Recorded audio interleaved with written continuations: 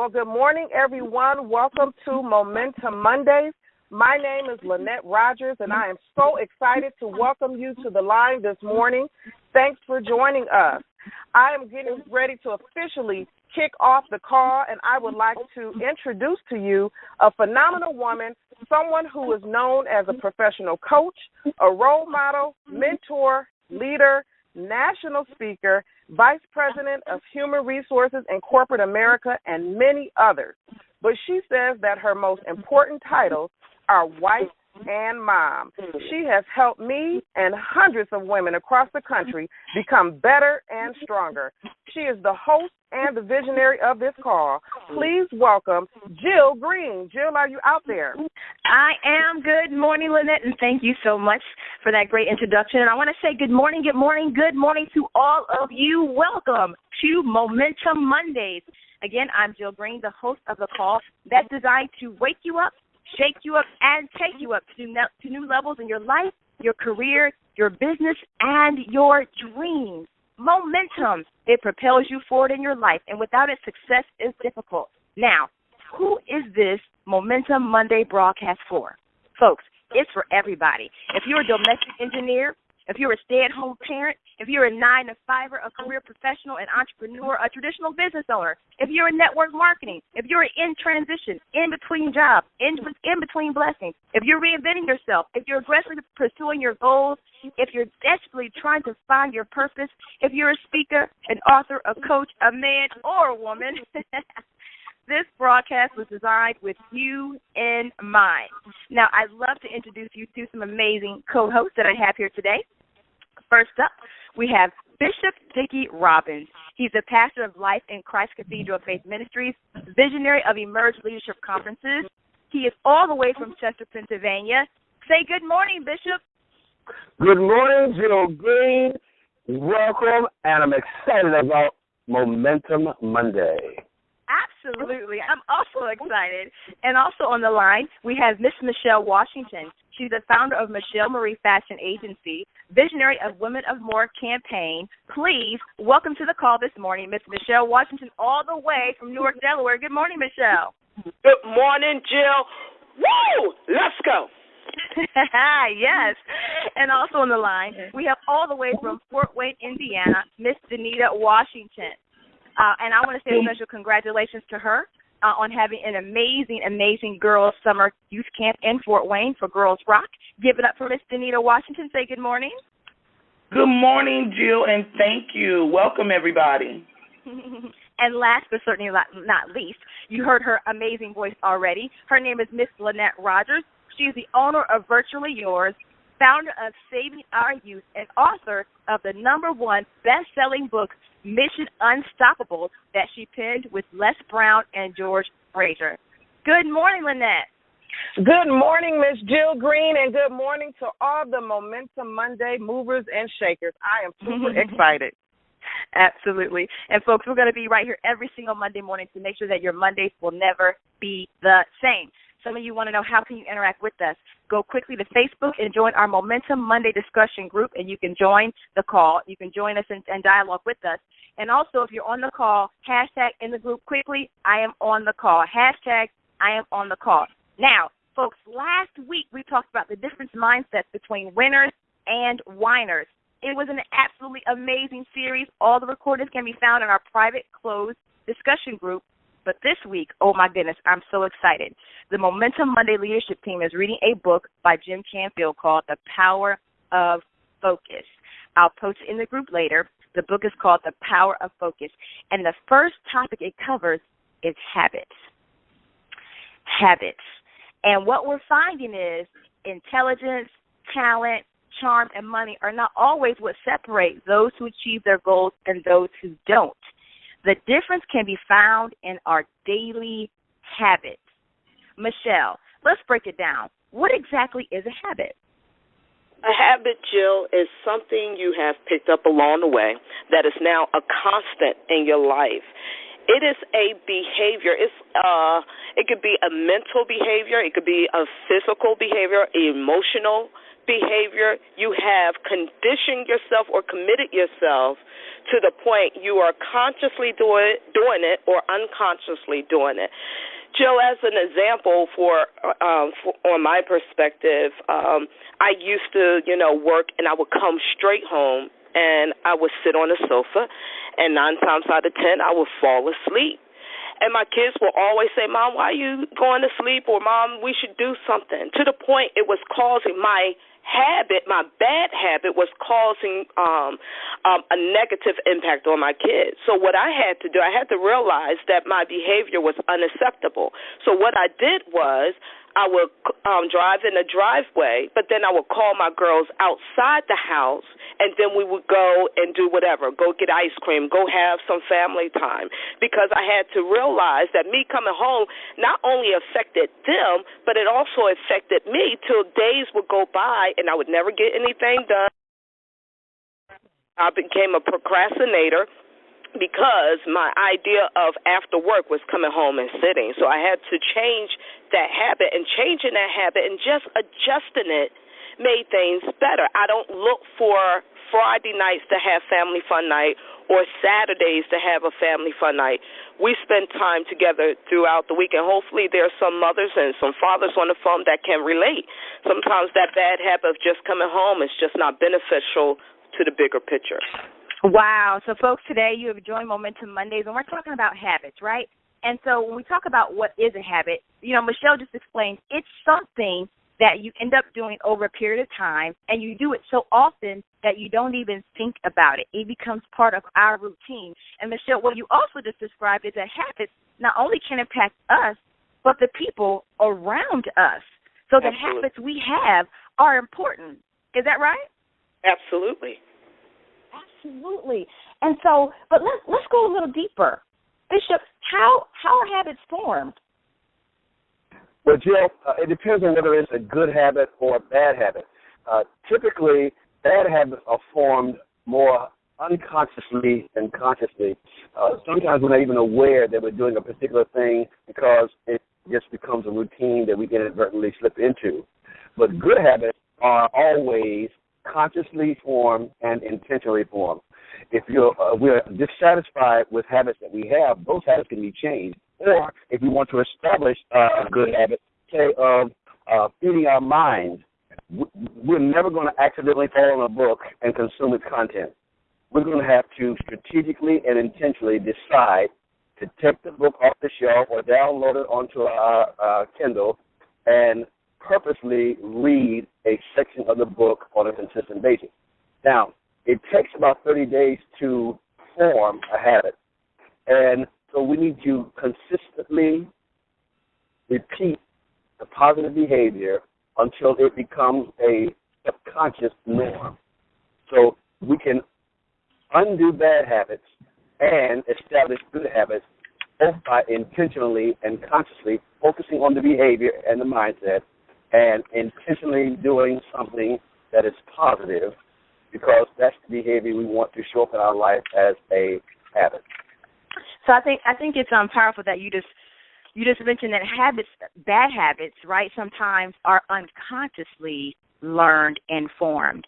And I think that's the piece that stops a lot of us. Our good habits are things that we will continue to do, and like you said, we do consciously and on purpose. But it's the bad habits that create situations where we can't reach our goals. It's our bad habits that create circumstances that we're not always happy with. And so, Bishop, let's talk a little bit about the bad habits and the learning. For example, last night in our pre-discussion, we talked about sometimes how habits can be passed down, almost like generational habits. What do you have to say about that? Absolutely. A lot of times the bad habits are passed down not necessarily through what our parents or those who have influence in our life tell us, but what we see them do. A lot of times we're picking up bad habits and not even aware of the impact that those habits are having on us, or even we're not even aware of the fact that they're habits. We just notice that they're behaviors. And this whole adage about why do you cut the butt off of the ham? And I don't know. My mother always did it. well, Grandma, why do you cut the butt off the ham? I don't know. My mother always did it. And then you ask great-grandmother why she cut the butt off the ham. She said, well, I did it because the pan that we baked the ham in was too small, and that's the only way it would fit. Mm-hmm. So That's good, watching somebody learn how to cook, and you think that cutting the butt off the ham is a natural part of what the process required, and it's just a habit you pick up because we never question why the behavior is there in the first place. So accountability, Jill, will solve that because we need to give somebody permission to say, I've noticed that you are doing thus and so. Is that a productive behavior? Well, I like the fact that you said you should question the habit, right? Why do we cut the butt off the ham? That's the question, right? It's not a natural process. Somebody did it because the pan was too small, and it's something that we observed, and we thought that's just what you do. But we all have habits. Let's think about it. For those of you driving your cars to work, think about the habits you have on a daily basis. For example, I get out of the bed the same side every single morning. I reach in the same place for my toothbrush every single morning. I drive the same way to work every single morning. These are habits. They're now unconscious. I do without thinking about it. But there are other habits that we have that can potentially impact our lives. Anita, how do habits impact us? Well, Jill, for me, on my personal example, my habit is food. And it was a lot of it was a learned behavior due to things and how I was raised. I come from a loving family, and we use food as celebration. As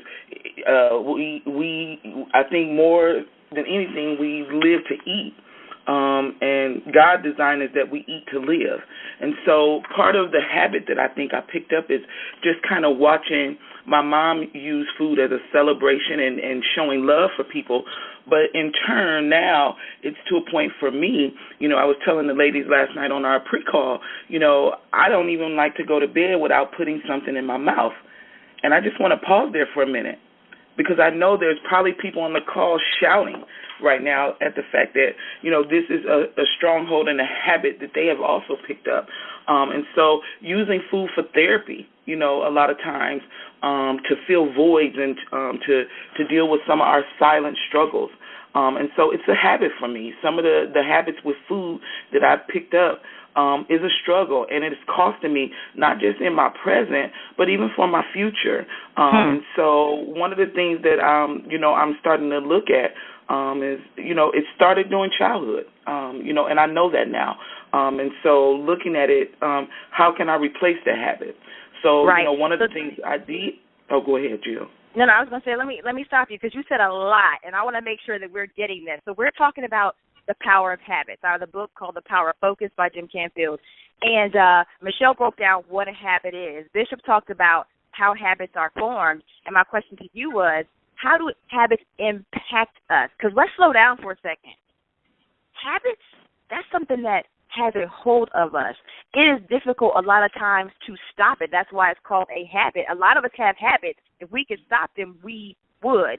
And Anita just explained that habits impact our present and our future. Past habits impact our present, right? And our present habits impact our future. So, Danita, I appreciate you being so transparent this morning. And you're saying, listen, I realize that past habits, right, observing certain behaviors, created a food habit for me. That's what you're saying, right? It created a food habit, and it's affecting your present. Mm-hmm. And now you're saying that the continued habit for today can now impact your future. Talk about that. Well, I look at, if I had a family member who was on drugs and they showed up at the table with, paraphernalia, we'd go nuts. But, in my family, the overeating can happen at Thanksgiving, and we'll laugh, take a picture of the person who's full and snoring. We all do it. But, part of what's impacting the future for me is that, metformin for diabetes is on my list now of pills that I have to buy. And so, the goal for me is that I want to live to 80 or 90 but be healthy in that living. And so future-wise, I have to make a decision that, food will not be my vice. It won't be my go-to when I need to fill a void. And so part of what I did to replace my bad habits is, I bought a new bike. Before 20 years of not riding a bike, I got on a bike. I just did it. I mean, I went to Walmart and I just bought a bike. Wow. I go to the gym 2 or 3 times a week, and at least I'm conscious. I'm not going to say y'all not going to see me snacking, but, I am much better, than what I was, and just becoming conscious daily to wake up and do differently is the goal. So that's part of replacing.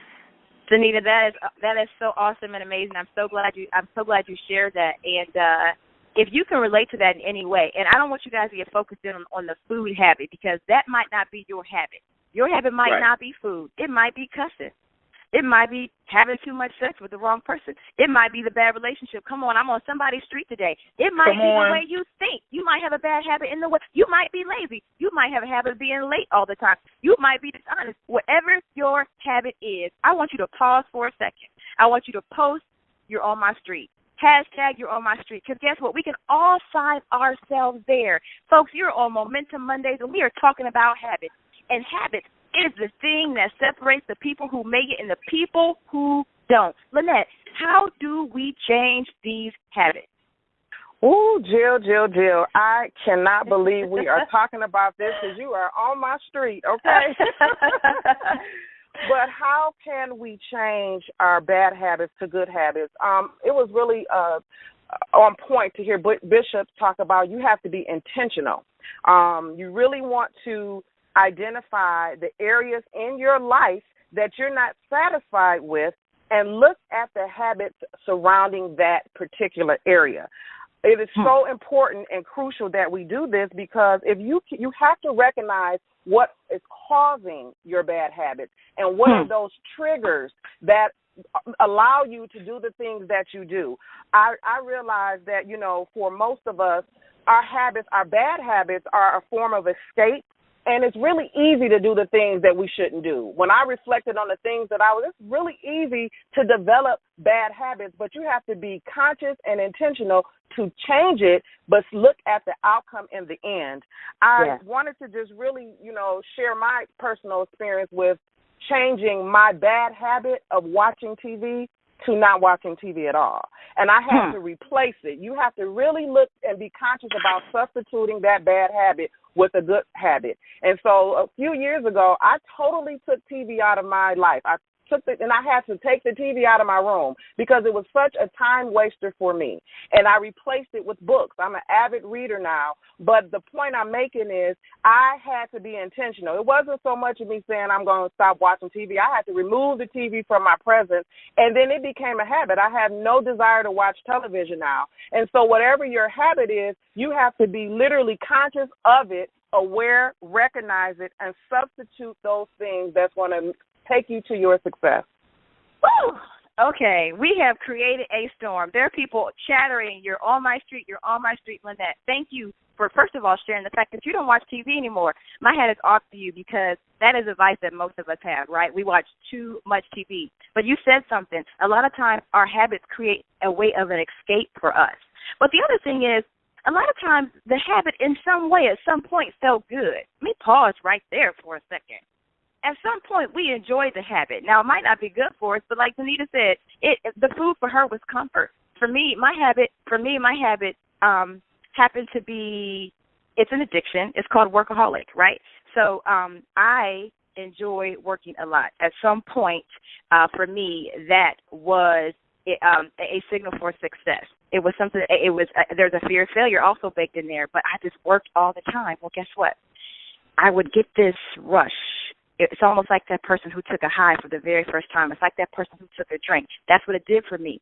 But at some point, that habit, Lynette, began to disrupt my home. It caused me to isolate myself and not be as interactive with my family as I needed to be. I'm on somebody's street today. That might not be your thing, but we all have habits. And I said, how do you change that? Lynette said 3 things, and then we're going to have to pause for the break and go into the after call for those of you who can join us. She said you have to identify the behavior. You have to challenge it. Where did it come from? Why do I do it? What's the perceived short-term benefit? And alter, which means replace it. So I have people on the call today who were saying, I want to change my habits. I got a nice text from Carla Boston all the way from Mississippi who's talking about habits this morning. How do I change them? Identify the habit, challenge it, and then replace it. Folks, oh my goodness. Bishop Robin, Yes. I'm on fire this morning. This is awesome. What are you thinking about all this? Well, Jill, I have a 4-point formula for people who are interested in either forming a habit or changing a habit. I call it the 4 Ds. We must first desire the change or the habit. Second, we must decide to do something about it. Third, we must have the discipline to walk out the decision that we made. And ultimately, after we have had a measure of success, it will become a desire. So it goes from, it will become a delight, I'm sorry. So we start with the desire, we make a decision, we employ the discipline, and ultimately it becomes a delight. I love that. So the formula, folks, to creating a change with your habits is desire, decide, discipline, and then it will become a delight. This is all the time we have, ladies and gentlemen. Thank you so much for dialing into Momentum Mondays. Pause if you'd like to stay on for the after call. For those of you who'd like to join us tonight in our Facebook group, we'll be kind of chatting. And congratulations to those of you who have now joined our 30-day challenge. Tonight we'll have our kickoff call. Super excited. All right. One more thing. In order to change your habit, folks, you have to give up to go up, okay? You have to give up to go up. You have to be willing to give up at least one thing over the next 30 days to change a habit.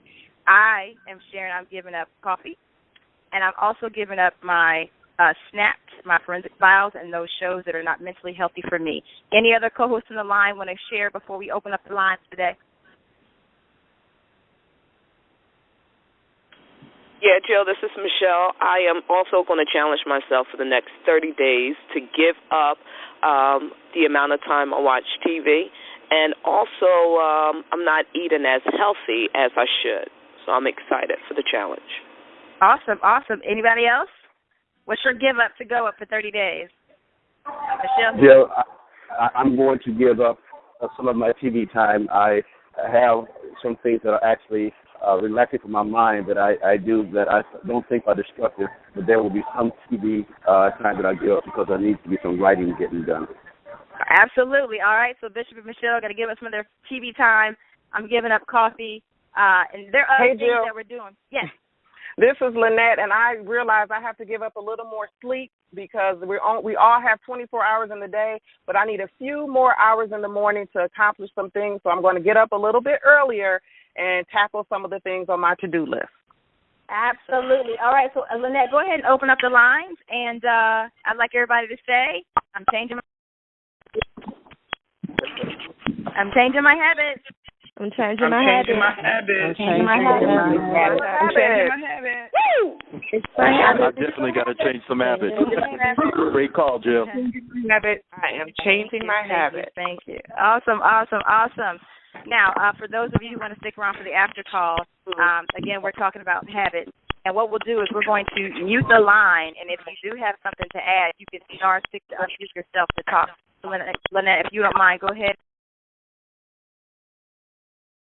And at this point, if you'd like to participate, we normally let people speak up, and if they have a question or a comment, you would then *6 yourself to unmute your line so that you can jump in on the discussion. So let's get back to this. This is amazing. So, Michelle, I want to come back to you. We're talking about the power of habits, and, people's habits might be different things, right? It may not be smoking. It might not be drugs. It might not be working too much. It might not be food. But there is something that keeps us all. So talk to me a little bit more about the habits in your life and how you're just determined to get to the next level.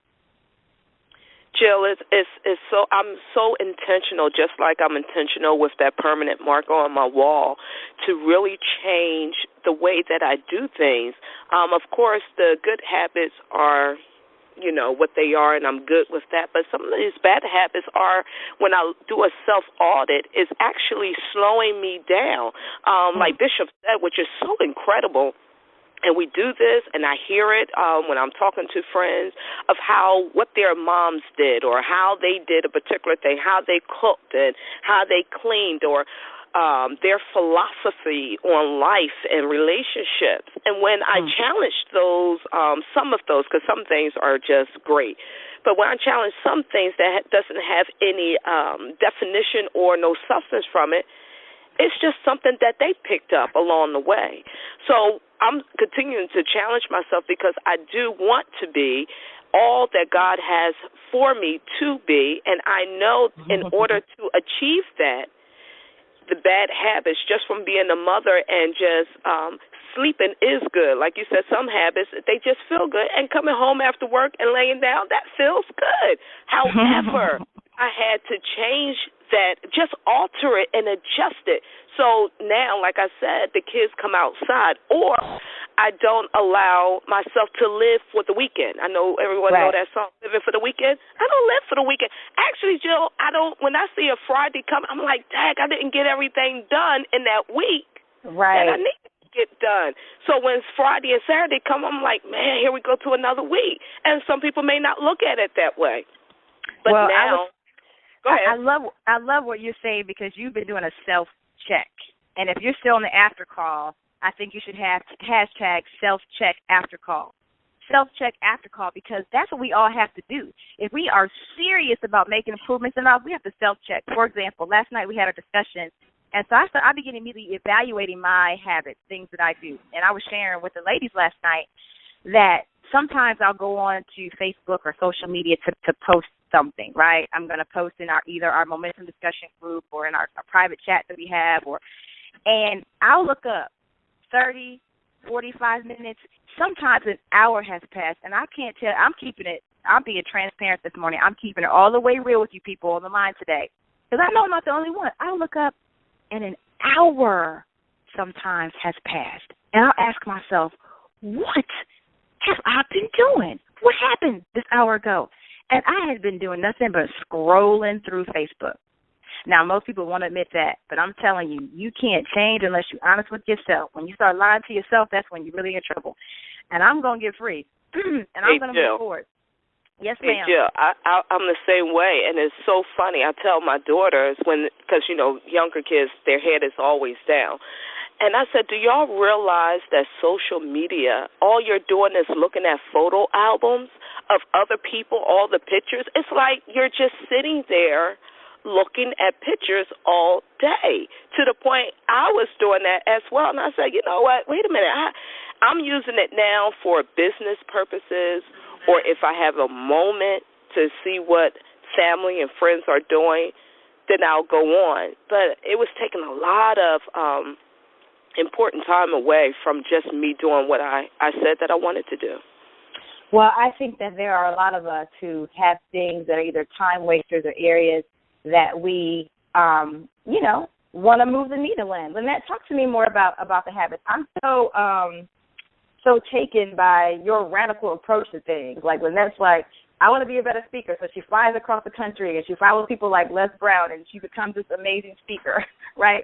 Or she says, I want to create new habits, so she stops watching TV, like, period.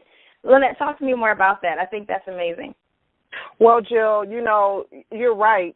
Sometimes in order to change the bad habits, you have to get radical because it doesn't happen overnight. And when you are laser focused on the success you want, you have to be radical. And, the sky is the limit. It's really interesting because, I stopped watching TV, but like you guys said, social media is another thing that is a time waster if you're not using it properly. I mean, come on, you have your laptop with social media, and now it's on our phones, and it's just everywhere. So I remember on the pre-call last night we were talking about how it's really easy to grab that phone in the middle of whatever you're doing and get distracted. And so you have to be so serious about the outcome. And I know for me, I got sick and tired of being sick and tired of the same results, the insanity that I was living of, just producing the same thing and then complaining about it. But so I had to get very serious, and I watched successful people. See, successful people have very good habits. And I noticed, again, they're not special, but they do some of the same things. And so I had to make a conscious decision, and we have to make a conscious decision. And it can be challenging sometimes, but you have to be committed. You have to be committed to doing it. And so, yes, get radical. Yes, whatever. By all means, You have to set yourself up for success, and that is the key. So whatever those triggers are, whatever those things are that you're trying to get away from, you can't be around people that's going to pull you back into your bad habits. You can't have conversations or all the things that's going to, trigger these things to help you escape. At the end of the day, there is a benefit that we get from our habits, either good That's or right. bad. There's a benefit, and we have to look at the truth of what we're doing.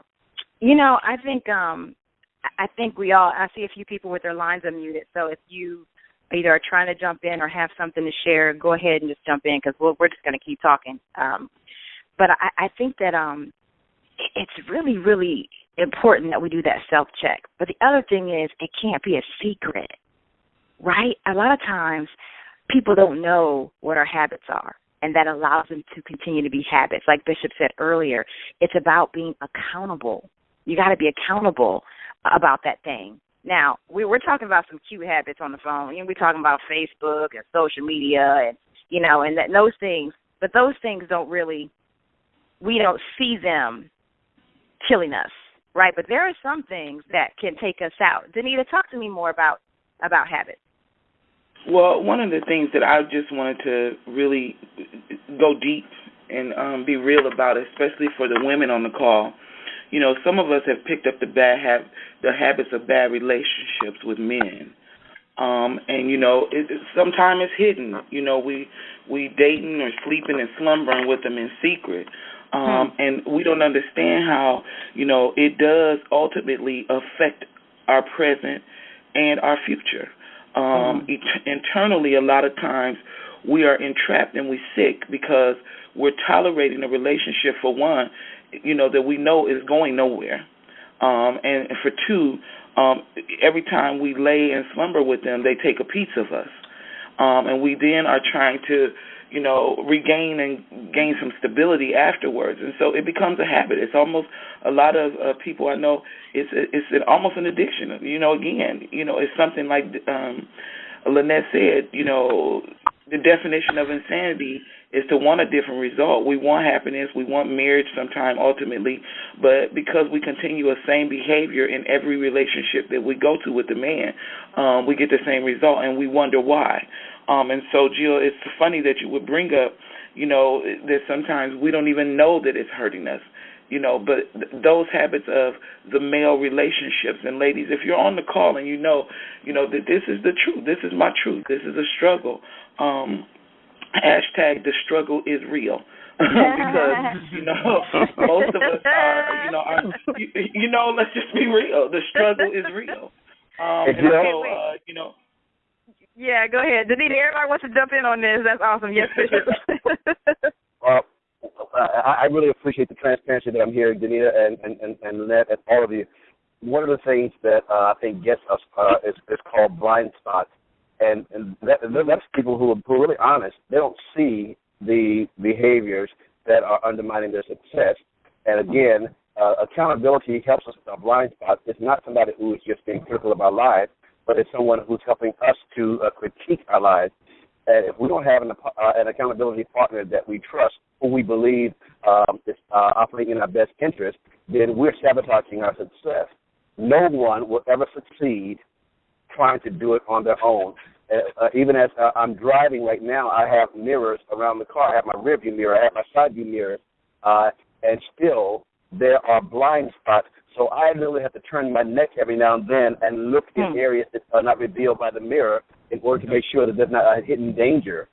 So we need somebody in our lives who is that person who identifies our blind spots and who are supportive and encouraging in terms of addressing what is seen. So everybody who tells you a hard truth is not a hater, and everybody who tells you what you want to hear is not a friend. So we need to find out who's being honest with us because they're invested in our success and who is just riding our coattail to whatever destination we happen to end up in. That's good. Bishop, that's really good. Yeah. That's really good. It's interesting that, we're talking about habits and how do they impact us. And I think this is an important discussion because this is something that we don't talk about every day. You know, if you scroll through Facebook or you have conversations, you hear people talking about, I want to be a billionaire. I want to make more money. I want to start my own business. I'm a great mom. I'm doing this. I'm doing that. But we don't talk about the very thing that could keep us from all of that, and that's our habits. And then we go deeper, and now we're talking about habits actually impact our decisions, right? We're talking about bad relationships. Habits impact our decisions. Habits impact our perception, right? Bishop, you talked about the blind spot, right? And there are habits that keep us from seeing the truth. And so, therefore, we continue this cycle of behavior that's destructive, but it feels good. But it keeps us in the very same place. And I think it's awesome that Danita brings up the relationship piece, Bishop, because that is something for men and women that has just become a distraction, a barrier, a stronghold for so many, right? And so what else can we offer that today in regard to that? Because I don't want to just leave the callers with identifying all the bad habits, right? Because that's easy to do. But what can we tell that person? Last night, Bishop, I want you to hear this. We talked about the fact that sometimes our habits fill a void. Danita shared that sometimes there are things we do because it fills us up, and that habit becomes something that we hold on to. What do we say to that person on the line today? Well, first of all, there are some things that look like medicine that are really poison. Okay, that's a hashtag moment. Come on, Bishop. Bishop? Stop. Okay. I need to make sure that everybody got that point. He says sometimes some things that look like medicine actually poison. Okay, Bishop, I'm sorry. That was awesome. Go ahead. It's something that it changes how we feel, but it does not change how we are. And a lot of times when we get a headache, sometimes we get a headache, and the first thing we do is we run and get Tylenol, Advil, or one of the painkillers, and we routinely just take that because we want to feel differently than we're feeling. But it doesn't mean that we are different. Because I had a guy that we did ministry with years ago who had a headache. He took some medicine and he lay down and died of an aneurysm. So the medicine that he took gave him a false sense of I'm okay or I'll be okay, and ultimately it led to his demise. So sometimes the habits that we choose to fill void, we need to understand that it is not helping us to become healthier individuals or happier individuals. It actually is simply mitigating the truth about our real condition. And that is self-deceptive. So self-medication often leads to self-deception, and so we need someone who is qualified to speak to the thing that we have embraced as a habit to really assess it. Is it toxic, or is it something that's going to be therapeutic? Okay, I'm taking notes. Morning, I don't know about. Good morning. Can you all hear me? Absolutely. Who's on the line? This is Lanita. Good morning. Good morning, Lanita. So I just wanted to kind of chime in a little bit on one of my bad habits, and I'm like gritting my teeth as I'm sharing this with you. So my bad habit is my spending habit. For as long as I can remember, I've always said, I want to have excellent credit. I want to have 1,000 credit score, even though I know that's not a such thing. But, I wanted to have the best credit ever, and I wanted to, save money. But every single thing that I do is counterproductive of that. And I know it, but that's the one thing that I have not been able to really tackle the way that I want to. And I know what it is. I know that I need to spend less. I know that I need to stick to a budget. It's just actually doing it. So I think that for me, I know that I probably have to maybe change the way I think about money.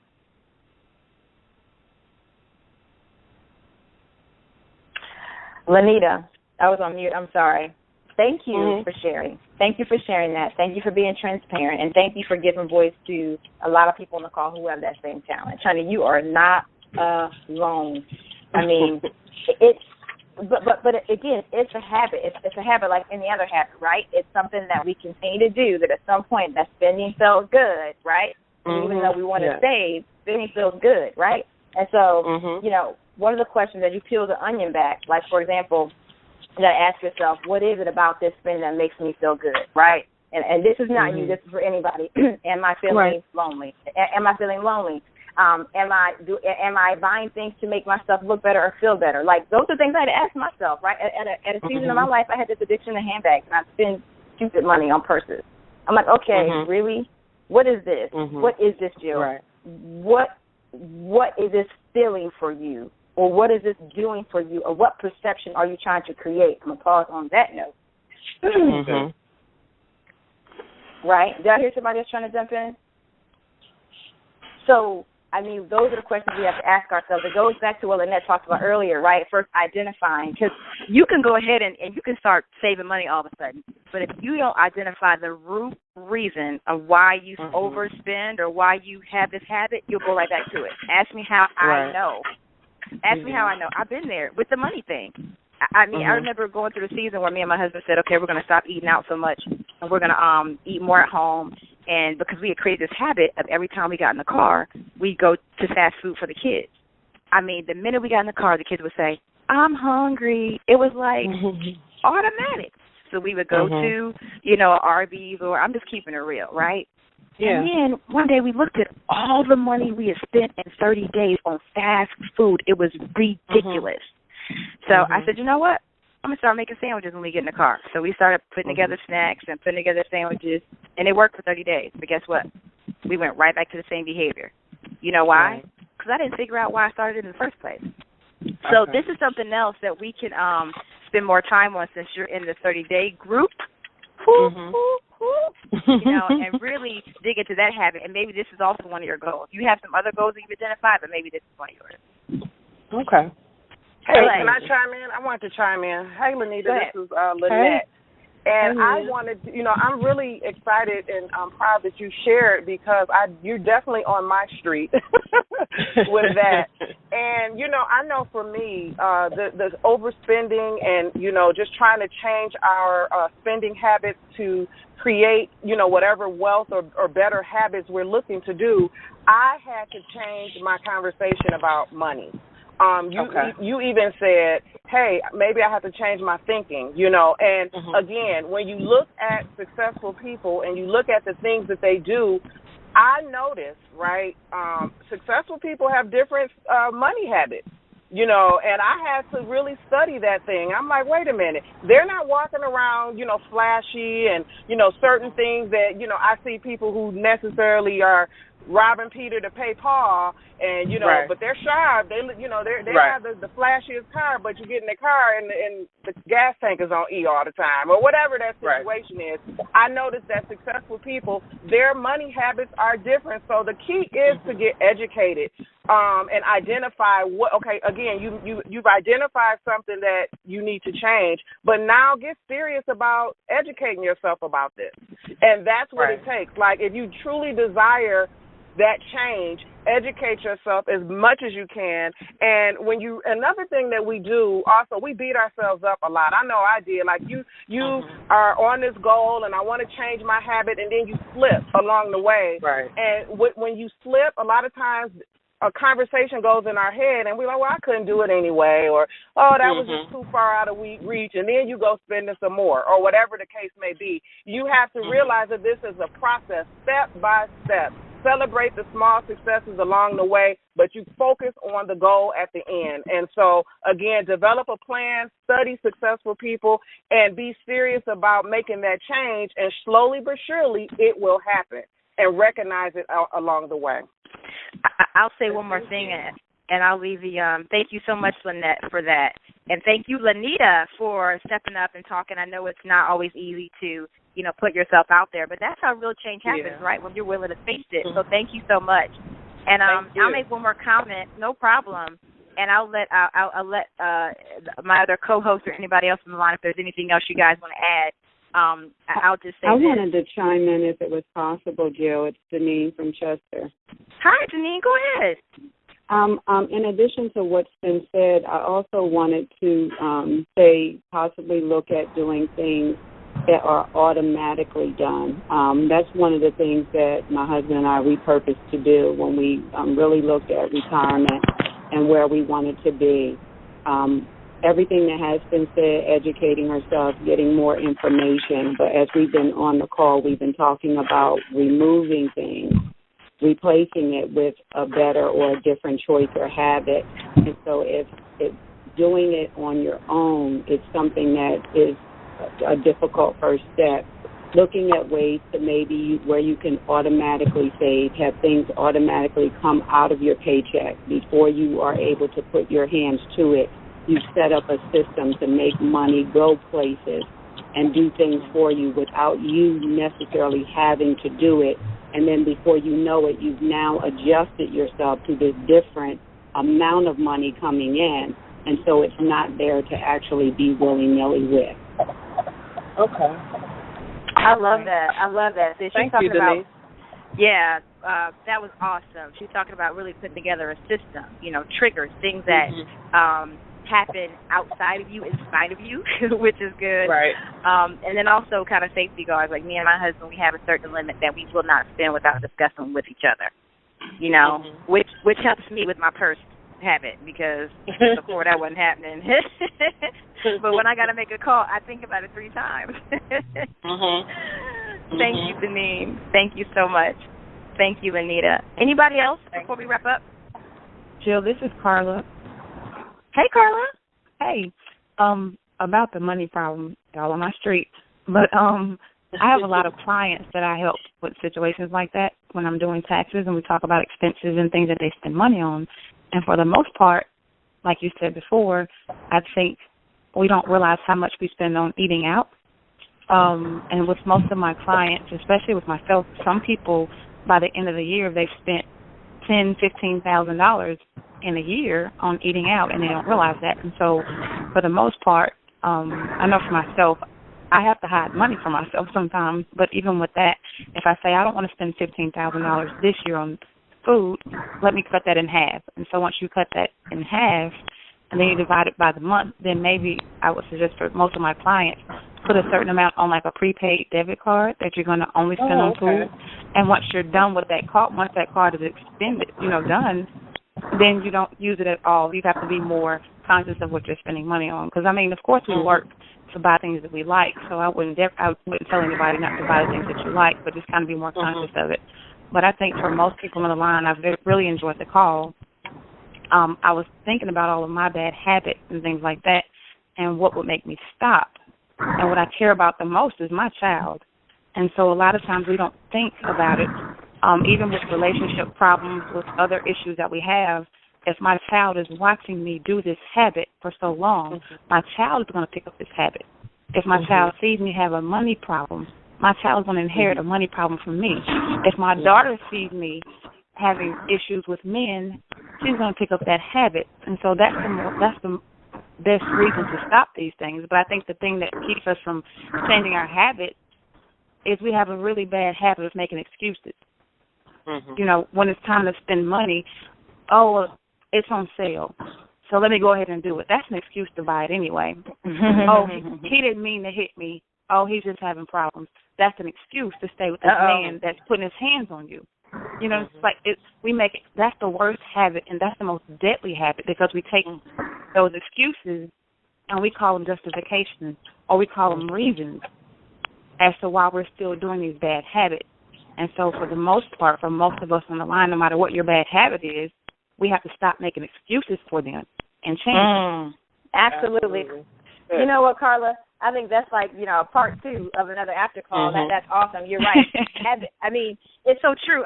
Excuses, that's probably the biggest habit of them all, right? Yeah. Because we could always find a reason why we should not do something or why we can't do it. Like, for example, I was inspired last night when Lynette was talking about how she doesn't watch TV, right?